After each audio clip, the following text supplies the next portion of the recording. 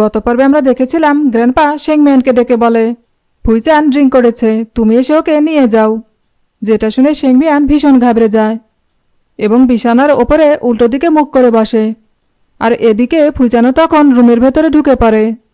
আর শেংমিয়ানের কাছে যেতেই শেংমিয়ানও যখন দূরে সরে যাওয়ার চেষ্টা করে, তখনই ফুইচান শেংমিয়ানের হাত টেনে ধরে এবং ওকে নিজের কাছে টেনে নেয়। আর শেংমিয়ানের মুখ দেখে ও ওকে পেনি বলে ডাকে। তখন শেংমিয়ান ওকে কিছু বলতে যাওয়ার আগেই ফুইচান বিছানায় পড়ে যায়। আসলে ফুইচান রাং থাকার কারণে শেংমিয়ানকে দেখে চিনতে পারে না।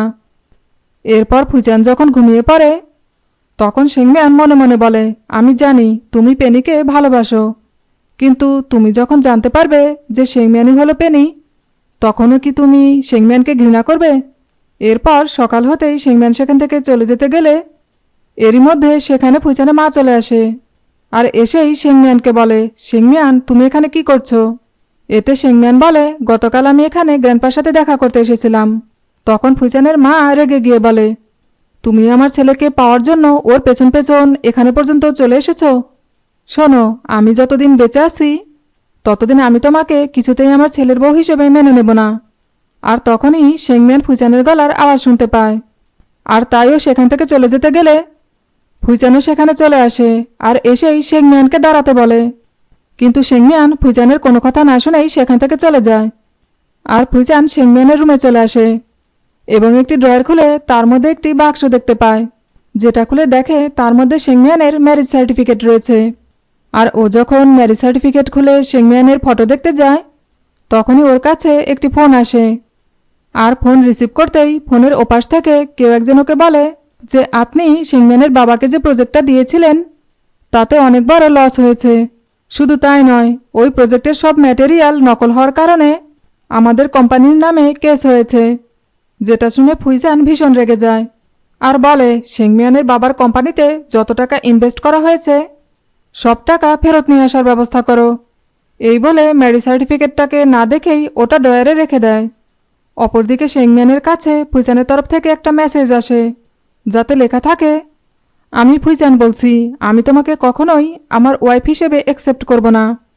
তাই যত তাড়াতাড়ি সম্ভব আমাকে ডিভোর্স দিয়ে তুমি আর তোমার পরিবার আমার পেছনে ঘোরা বন্ধ করে দাও। আর মেসেজটা পড়ে শেংমিয়ানও ঠিক আছে লিখে রিপ্লাই দিয়ে দেয়। আর তখনই সেখানে শেংমিয়ানের সৎমা চলে আসে আর এসেই শেংমিয়ানকে বলে, একদিকে তোমার এক্স বয়ফ্রেন্ড উইঝাও আমাদের সাহায্য করা বন্ধ করে দিয়েছে, আর অন্যদিকে তুমি তোমার হাজবেন্ডের কাছ থেকে সাহায্য নেওয়ার বদলে উল্টো তাকে ডিভোর্স দিতে চাইছো। তুমি এত বড় বোকা কি করে হতে পারো? তখন শেংমিয়ান বলে, কারণ আমি তোমার মতো লোভী নই। আমি কি করব আর কি না করব সেটা বরং তুমি আমার উপরই ছেড়ে দাও। আর হ্যাঁ, আমি খুব শীঘ্রই ফুইচানকে ডিভোর্স দিয়ে দেব। এই বলেই সেখান থেকে চলে যায়। এরপর শেংমিয়ান গ্র্যান্ডপার সাথে দেখা করতে যায় আর সেখানে গিয়ে গ্র্যান্ডপাকে জানায় যে ও খুব তাড়াতাড়ি ফুইচানকে ডিভোর্স দিয়ে দেবে। এতে গ্র্যান্ডপা বলে, আমি জানি আমার নাতি এই বিয়েটাকে কখনোই মেনে নেয়নি। তুমি কি শুধুমাত্র তার জন্যই ওকে ডিভোর্স দিতে চাইছো, নাকি তোমার এক্স বয়ফ্রেন্ড উইঝাওয়ের জন্য? তখন শেংমিয়ান বলে, না গ্র্যান্ডপা, ফুইচানের সাথে বিয়ে হওয়ার পর থেকে উইঝাওয়ের সাথে আমার কোনো যোগাযোগ নেই। এতে গ্র্যান্ডপা বলে, যদি তাই হয় তাহলে তুমি আমার নাতিকে ডিভোর্স দেওয়ার কথা ভুলে যাও। এই বলে সেখান থেকে চলে যায়। আর তখনই শেংমিয়ানের কাছে ফুইচানের মেসেজ আসে, যাতে লেখা থাকে, পেনি, আজ আমি তোমার সাথে ডিনার করতে চাই। অপরদিকে ফুইচানের অ্যাসিস্ট্যান্ট ফুইচানকে বলে, বস, পেনি ম্যাম আপনার মেসেজের কোনো রিপ্লাই দেয়নি বলে আপনি এত টেনশন করবেন না। হতে পারে উনি হয়তো কোনো কারণে ব্যস্ত আছেন। এরপর ফুইচান শেংমিয়ানের অফিসে গিয়ে একটি মেয়েকে জিজ্ঞেস করে, পেনি কোথায়? এতে মেয়েটি বলে, ম্যাম আজ অফিসে আসেননি। তখন ফুইচান মেয়েটির বারণ করা সত্ত্বেও শেংমিয়ানের চেম্বারে ঢুকে পড়ে এবং ওকে না পেয়ে সেখান থেকে চলে যায়। আসলে শেংমিয়ান ফুইচানকে দেখে ওর চেম্বারে লুকিয়ে পড়েছিল। এরপর রাতের বেলা শেংমিয়ান অফিস থেকে বাড়ি যাওয়ার সময় ও দেখে যে ফুইচান ওর জন্য অফিসের বাইরে দাঁড়িয়ে অপেক্ষা করছে। আর ফুইচান শেংমিয়ানকে দেখেই জিজ্ঞেস করে, তুমি আমাকে এভাবে অ্যাভয়েড করছো কেন?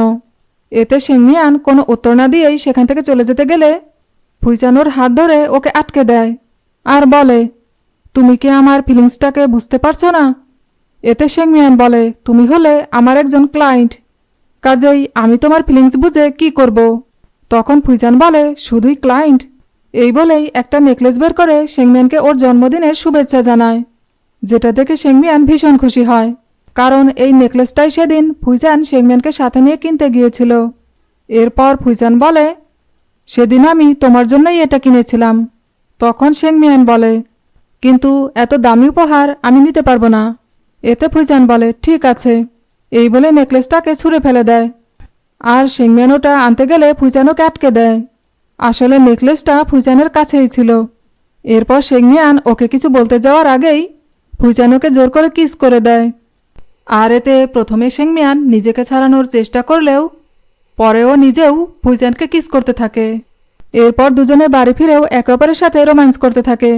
আর তখনই শেংমিয়ানের মনে পড়ে যে ফুইজান তো ওকে ডিভোর্স দিয়ে দিতে চায়।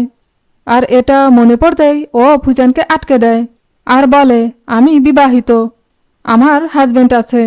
এই বলে ফুইজানকে দূরে সরিয়ে দেয়। আর এদিকে ফুইজান শেংমিয়ান বিবাহিত শুনে ভীষণ শকড হয়ে যায়। ভিডিওটি যদি আপনাদের ভালো লেগে থাকে তাহলে এর পরের পর্বগুলো দেখার জন্য চ্যানেলটি লাইক, শেয়ার, কমেন্টস এবং সাবস্ক্রাইব করবেন।